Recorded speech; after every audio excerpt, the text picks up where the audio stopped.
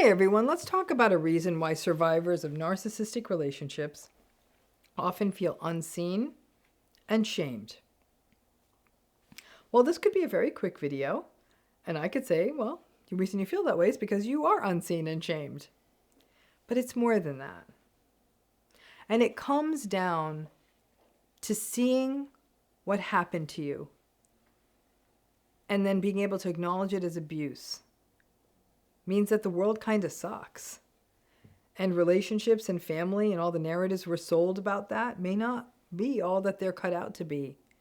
And that there are some pretty awful people out there. That is a lot to take in, and people don't want to hear that. It's much easier to hear that the other person, the person being abused, not the abuser, that the other person in the relationship is the problem for staying, for choosing this person to be in a relationship with, for not being strong, for being too needy, for upsetting the narcissistic person.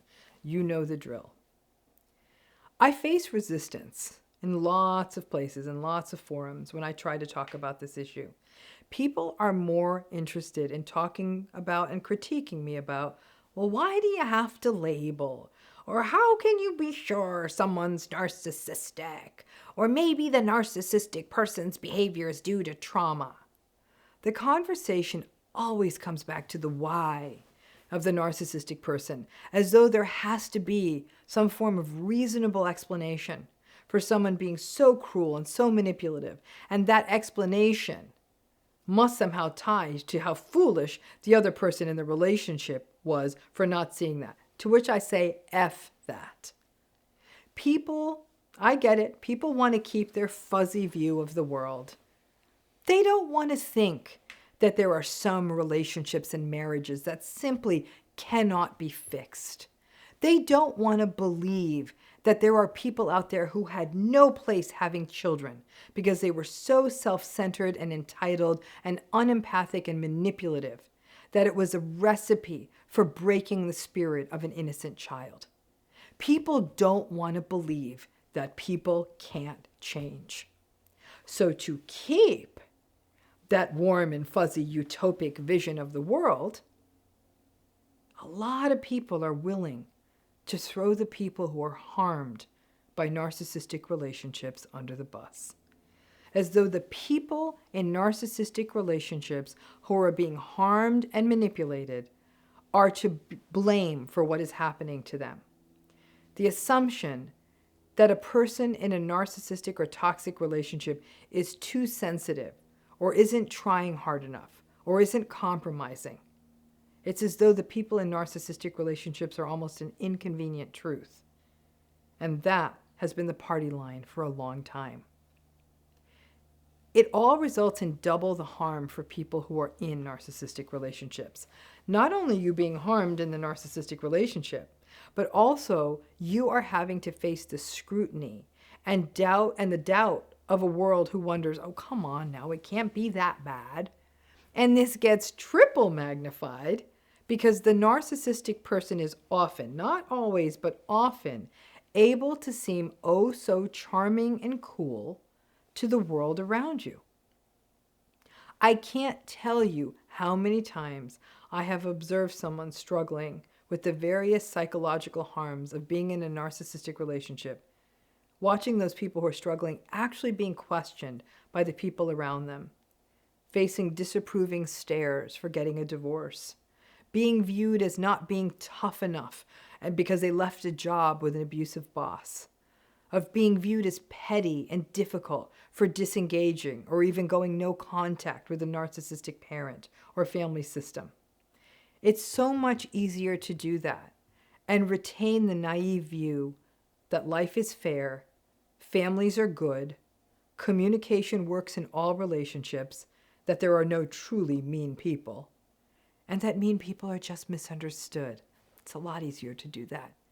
It also allows us to keep believing in tooth fairies and Santa Claus and magical thinking of all kinds.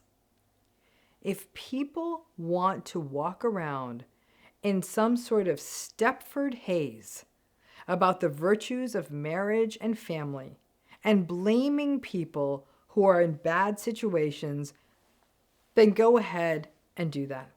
But please keep your damned opinions to yourself when you run into someone who's been through one of these relationships. And if you have been through a narcissistic relationship, please recognize, as I said, that you are an inconvenient truth to so many people. And this is even worse when the people around you are also in crappy relationships, but don't want to hear about what you've been through. And they sure as hell don't want to know about radical acceptance and how these kinds of relationships and situations don't improve. They would rather live their lives as moths towards flame. You know, you've been there. But it's easier to view you as the problem than to have to face up to the messes of their own situation. Please don't be the sacrificial lamb to make someone feel good about the mess of their situation. But this happens to survivors all the time, and it plays on your existing self-blame.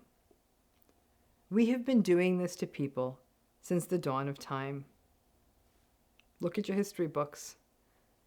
Burning and drowning so-called witches, who we now know were often just outspoken women who were tired of being abused.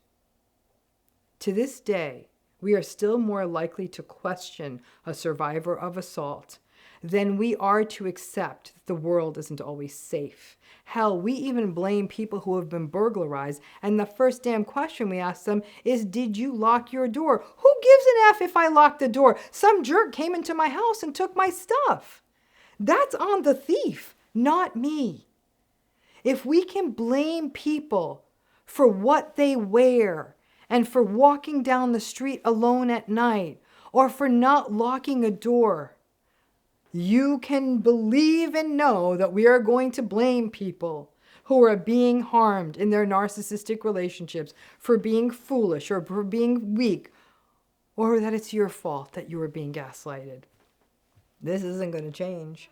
Just like narcissistic people aren't going to change, narcissistic belief systems, organizations, and cultures also aren't going to change.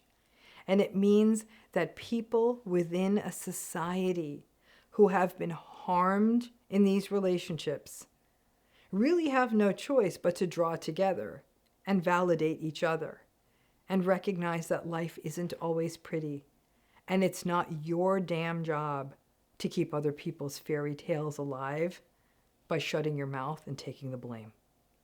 The emotional and psychological harm that takes place in narcissistic relationships is real.